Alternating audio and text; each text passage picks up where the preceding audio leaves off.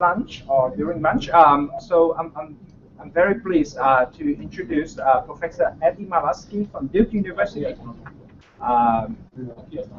He's the architect, the designer of the well-known PCI, Provincial Competitive Index in Vietnam. And Eddie is here with us today to talk about the topic is related to FDI, which is a tough topic, transfer pricing. So welcome to Eddie. Thank you, Ngoc. Yeah. So Ngoc, thank you so much for organizing this. This is really amazing. I mean, it's great. I'm learning a lot about Vietnam. And I also have to say, it's strangely a little bit of a family reunion for me. I got to see one of my dissertation advisors give a talk. 2 of my students are in the audience. I've got co-authors and colleagues everywhere. So this is kind of a little, it's fun for me. It's I just don't, I hope it's not like my true family reunion where we're going to fight about politics. So, so my talk is actually kind of the next step in what Ngoc was talking about, which is sort of the implications of FDI and how we can make FDI better work for Vietnam. So he talked, because one thing that we're seeing, but not just in Vietnam but around the world, is that the promised benefits of foreign direct investment really haven't come true to the extent that we thought they would, both in terms of poverty alleviation and in terms of economic growth. I can show you some data about that in a second. That's not my main goal. One of them is this notion that the spillover hasn't happened, and that was what Ngoc was talking about. We haven't seen labor or business spillover. I'm going to talk about the revenue side, which is that it hasn't happened that Vietnam and other countries are not seeing the revenue benefits, the tax benefits of foreign direct investment. And of course, that's really important because the tax benefits are how, when an FDI comes in and they pay taxes, Vietnam should be using that revenue for other things, right? Public service delivery, infrastructure, education, the types of things that we're talking about, the reforms that Vietnam needs to make. Well, that costs money, and it's necessary for attracting future foreign direct investment, but they're not having a tough time getting it. And I'll show you just a little bit why I think that is, and I'll try, hopefully, to give some ideas about how to improve upon that. Okay, so just a couple of little sort of stylized facts to tell you. So, so the first one here I have is Vietnamese FDI by country of origin, okay? And just so you know, I'm not making this up. This is a screenshot from the GSO website, all right? And what I want you to see is, of course, Japan, Taiwan, Singapore, they're all up there, okay, as we might expect. But you'll see, if we look, 1, 2, 3, 4, the 5th largest investor in Vietnam is the British Virgin Islands, right? And then the 10th largest investor is the Cayman Islands, all right? I challenge you to name one large multinational manufacturing company that's going to produce a lot of labor that's headquartered in those places, right? So, and I think all researchers, we notice this, and we see this not just in Vietnam but other countries. We notice this fact that so much investment is coming in from known tax havens, but we really haven't asked the question about why or what the implications of that is for Vietnam, right? That so much investment is coming here. And in fact, the U.S. government actually acknowledges this. When the U.S. government reports its investment into Vietnam, they actually report investment coming in from third parties, which is U.S. companies that are headquartered in British Virgin Islands or the Cayman Islands that are now investing in Vietnam. The second thing is anecdotal. It's a story, all right? So 2012, Coca-Cola applied for an expansion to its investment license in Vietnam. And it wanted to expand in 3 new provinces, $30 million investment. All right, not huge, but also not small. And for those provinces, which were Bac Ninh and Bac Giang, this was going to be a big increase. And Vietnam turned to Coca-Cola and they said, that's great that you want to invest in, expand your investment in Vietnam, but why? And Coca-Cola said, because we think Vietnam has great growth potential, has a lot of market, Vietnamese people like Coke. And they said, no, what we mean is, you've been here 15 years already, and you've never once reported a profit, right? Why would you want to expand your investment? And then Coca-Cola said, well, look, you know, it takes a long time to be profitable in a developing country, and we pay taxes in other ways, not just the profit tax or the corporate income tax. But you could see the problem here, which is 15 years in the country, never once actually paid corporate income tax, right? Okay, and it's not just Coca-Cola, right? So General Department of Taxation went and audited a bunch of companies in Vietnam. and these were 5,500 companies in Vietnam that were reporting net losses. They actually found that many of them were actually artificially lowering their reported profitability through transfer pricing. And I'll show you. I know that transfer pricing is kind of this boring issue that not a lot of people care about. I'm gonna try and show you why it's important and why it should really matter. It included a lot of iconic multinational corporations. So I wasn't allowed to say this when I said this in Vietnam because USAID pays for my research, but we're talking Pepsi, we're talking Reebok, we're talking GE, we're talking a lot of iconic companies were on this list. All right. Now, as I said, it's not just Vietnam. This is happening in the U.S., right? General Electric famously reported like a 1% tax. Apple famously uses something called the double Irish Dutch sandwich in order to route investment twice through Ireland, once through Amsterdam, and then report its taxes from the Cayman Islands so that it lowers its tax burden. So it's not just, this is a global problem, but it is affecting Vietnam. All right, so as I said, this is boring, so I just want to explain to you in a quick second what transfer pricing is. And I want to emphasize, this is totally legal. There's nothing illegal about this. A foreign company, a multinational corporation, like Ngo Quang was talking about, has investments all over the world, and they have a multinational production chain, right? So I'm moving textiles in from China, and I'm going to produce the garments in Vietnam. I'm moving engine pieces in from India, and I'm moving glass in from Thailand, and then I'm going to produce cars in Vietnam. Because of that, I have to charge myself for those internal prices, right? I have to, how much does an engine from India cost? How much do textiles cost? And so I have to charge myself internal prices. That's totally normal. Now, it's not a problem when these prices are arm's length. Like, we know the price of textiles. Where it becomes a problem is when what's being brought in is proprietary, right? When the technology is very special, technology-based, or, for example, a license. What, for example, is the value of a McDonald's license in Vietnam? The first time ever McDonald's opened a franchise in Vietnam. What's the value of that? Well, McDonald's gets to say, right? They just get to say, and you can see the potential for abuse here is that, so what a company will do is, for example, locate its tax headquarters, so the U.S. parent locates its tax headquarters in Singapore, okay, and then opens the operations in Vietnam.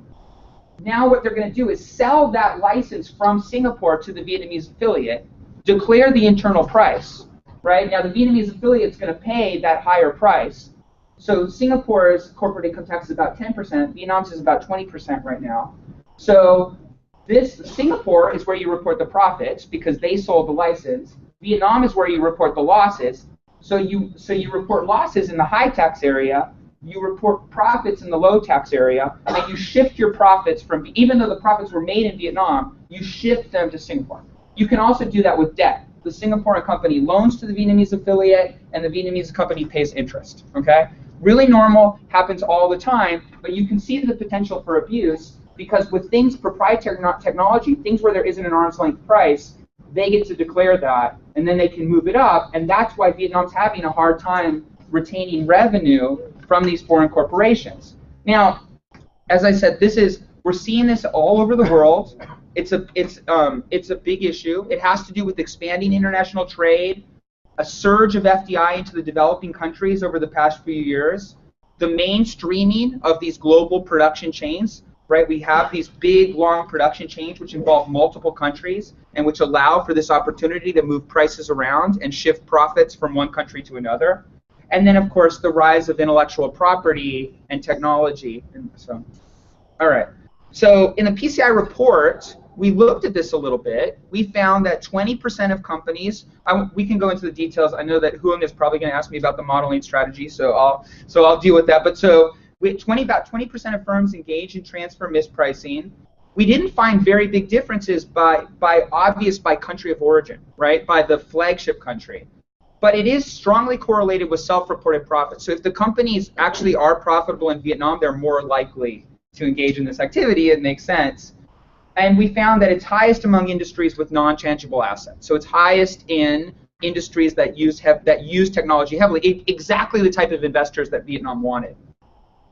These are the, so here's the industries So in addition to the high technology industries, one thing I also want to show you here is this is the estimated transfer pricing by industries. Finance and insurance, 90%, textiles, 70%, motor vehicles, 51%. Another issue here, why are we seeing it in certain industries, not in others?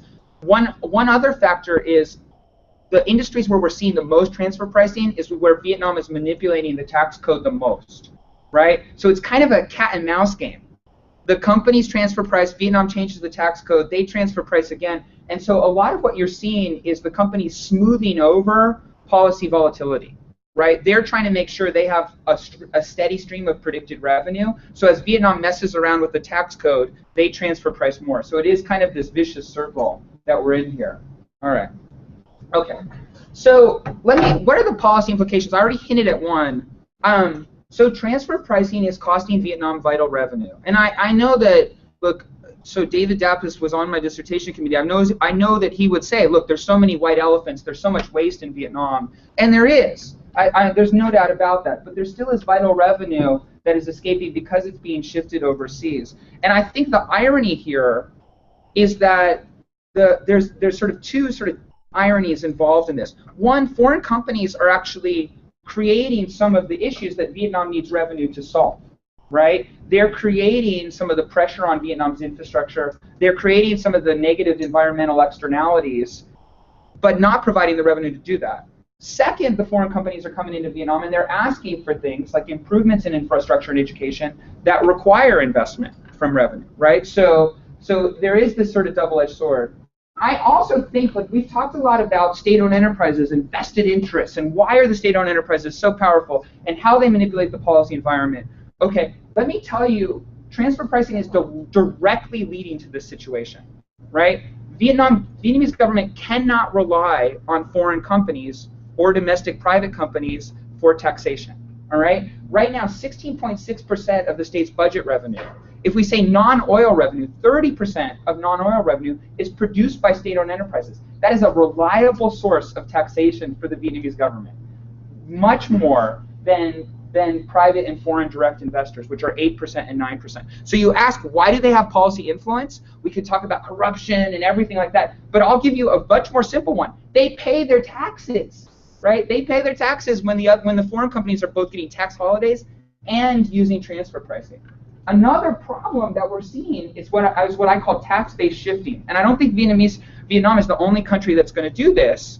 But when you can't rely on revenue from the corporate sector, who do you turn to? You're going to turn towards the household sector. Now, in a Western developed economy, this completely makes sense. So the U.S. has this problem. If I was advising U.S. policymakers, I would say lower the corporate income tax to 0 and just tax personal income. Tax the shareholders who own shares. There is some wealthy taxpayer that disagreed with that statement. Shut him down! Shut him down! All right, so that would be my advice. Of course, you can't do that in Vietnam because the shareholders are not in Vietnam. So what Vietnam has done is try to expand its tax base by making household companies and small private companies pay more in terms of value-added tax, right? That's tax-based shifting to make up for the lost revenue. I think we're going to see that more in Vietnam, and I really don't like it. Like, so normatively, it frustrates me. It's essentially a transfer from some of the poorest people in the world to some of the richest, and so normally I don't like it. So, but as I said, look, Vietnam needs foreign direct investment. It can benefit from the technology spillovers. It can benefit from the labor spillovers. And it definitely benefits in terms of growth. So how do you make the most use of this? So one thing is that you can definitely lower the CIT to regional levels. You could lower the corporate income tax to regional levels and say, we're not going to compete with it. We're going to make it low so they have a reason to report their revenue here. Okay. And here's my brilliant student right here, Anh Pham, has actually shown through a really neat regression discontinuity design that when you do lower the corporate income tax just a little bit, it leads to reported profits. And a second thing is get rid of the policy volatility, like especially in the auto industry. Stop shifting the taxes around. Stop shifting the consumption taxes around. That's also contributing to the problem. But that's not the end, because you can see if Vietnam lowers its corporate income tax to 10%, everybody's going to lower their corporate income tax. This is real-world race to the bottom policies. So what do you do? I mean, it's clear that there needs to be a global solution. And I think like a lot of Vietnamese policymakers talk about, we're integrating, we're joining these international arrangements. And right now, that's sort of just seen as sort of Vietnam's normalization, Vietnam entering the world. But Vietnam actually needs to think about how we can use these international arrangements, like the WTO, like the Trans-Pacific Partnership, to actually further its own economic interests. And I think this is one where they need to be there. Probably right now, Vietnam is losing between 6 to 8% of tax revenue as a result of transfer pricing. I think this is a good reason to take it to make this an issue in the Trans-Pacific Partnership. And then finally, I think that's a long-term solution, but I think finally some innovative solutions that Vietnam could use right now are what are called advanced pricing arrangements, which is, and right now there's one that's being piloted with Samsung right now, which is essentially to say, Samsung, guess your profits for the next 3 years. We'll tax you on your guess. We won't tax you on your report. We're going to tax you on your guess. And so that's a negotiation that's based on Samsung's actual level of activity in Vietnam. And I think another thing that Vietnam could do is move away from a profit tax and instead make the tax based on output. I think those would be some immediate solutions that might resolve this problem in the short term. All right, so I have a little bit more if you want to talk specifically about Vietnam, but I've definitely used up my time, so we'll leave this for the Q&A. Thank you very much.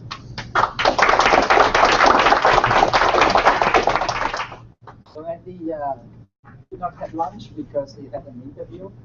But imagine if he had lunch, it would have even longer and more energetic. Anyway, so that's a great presentation. I welcome questions and comments on this. Tuan. Eddie, can you talk more about the advanced arrangement, particularly for example, in the case of Samsung, right? Then how can you have an incentive compatible case when Samsung do not miss gas? Yeah. How do you? No, I mean, right. No, I think that's exactly what's going to happen. Is it's going to have to be this negotiation. Samsung's going to miss gas, and Vietnam's going to have to correct for that misguess, and it's going to be part of a back and forth, right? And hopefully the Vietnamese auditors come into the room with enough information, because on an individual level, when you're doing this on an individual level, you can get closer to the true costs. The problem is when you're dealing with so many companies. But when you bring the auditors in, you can sort of guess, well, what would this license be worth? So you compare Samsung to say to Daewoo producing the same sorts of products. But you're right. I don't think it's the perfect solution. The perfect solution is a global solution. But this is just what Vietnam can do in the short term. Yeah. Yeah. Great presentation. Three comments. The first, I agree with you completely. It's not just a national issue. And I refer to what's going on in Europe with something called BEPS. It's a base erosion and profit shifting initiative, and it's dealing with these issues of Ireland and Holland and all these other countries and trying to at least coordinate policy. I'm just getting my pen. Sure. So the idea of BEPS is, some of this is just good tax planning, it's tax avoidance, but some of it's clearly illegal, and it's evasion. And where you can really have collective action is changing the incentives for avoidance and cracking down on the evasion. And so this BEPS initiative, I think, is something that Southeast Asia might want to look to as coordination. The second point is, on the evasion side, when I looked at this in Vietnam, one of the issues was a conflict between two ministries. You have a Ministry of Finance that wants to raise tax revenue, and you've got a ministry that shall remain, okay, that's what I was going to remain nameless, whose incentive is to promote investment. And they're really afraid that when they raise the tax issues, they're going to scare off the investors, their numbers look bad, and they're not going to have all of these gains that never occur anyways. So between the two ministries, there seems to be some conflict, and it goes up to a higher level, and it's usually resolved in favor of investment over tax. Yeah. There's actually a third ministry involved here too, which is the Customs Department. Yes. Right. So that side is a whole other. Right. Yeah. So, yeah. Last point is in terms of short fixes. I think a step beyond advanced pricing arrangements is just presumptive taxes, estimated taxes. They could always file to adjust them later if they get documented, but you just do what you do with small businesses, which is an estimated tax. Or an alternative is take it off the top in terms of turnover or volume. Yeah. The farther you get down the income statement, the less there's going to be to deal with until they're losing money. So when you try to get to net profits, there'll normally be net losses. So anything off the top that's easy to verify, like turnover, at a much lower rate, will often resolve some of these issues. So those are just some. Those are great. comments. Thank you.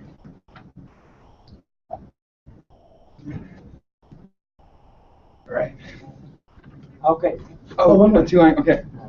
I remember in one of your papers, you talk about FDI as agents of change, especially with respect to local government. Yeah. And going back to Dr. Ang's presentation earlier, there has been now quite negative views about FDI. Yeah. It's in complete contrast with like 10 years ago. That's right. Where everybody was busy about FDI, talk about FDI. But now people talk about FDI as tax, trying to avoid tax, or evade tax, trying to take advantage of the cheap land and cheap environmental costs. Yeah. And at the same time, trying to lobby the government for privileges. Yeah. For example, Samsung, Intel, and Formosa, and so on and so forth. So the views now are quite negative. Yeah. My question is, on the whole, what is your view on? Yeah, that's a great. I mean, so I think I stand by like my earlier work that when foreign investors were coming in and they were asking for these reforms when it came to business registration and land policies and industrial zones, that was a positive force for change that benefited more than just them. It benefited the large private sector in general. So I do stand by that, and I actually think that some of that is still going on, right? Like when the different chambers of commerce get together and file a comment on the investment law and show how the investment law is leading to additional rents and leading to problems with licensing, I think that you still see it there. Where the problems are happening is, so that's when the foreign investment community gets together as a community to lobby for large reforms that benefit a large group. The problems that we're seeing on these types of issues is when it's an individual company negotiating for a specific policy alternative. And the reason I think we're seeing that is, as Mok-Aing was saying, like the size of some of these projects is like we've never seen in Vietnam before. Before they were coming in, maybe 100 employees, maybe a few $1 million in investment. And so to have any voice, they had to get together as a group. But now we're talking, 15,000 purple factories. We're talking almost sometimes $1 billion in some of these projects in sort of listed investment. And all of a sudden that gets the policymakers' attention. That gives that company a seat at the table in a way that an individual company didn't have before. And it's creating opportunities for some of these deals in the dark that is frustrating us. That would be that's my answer to it. Thank you, Andy. Thank you. So that's great. Next, you asked tough questions. So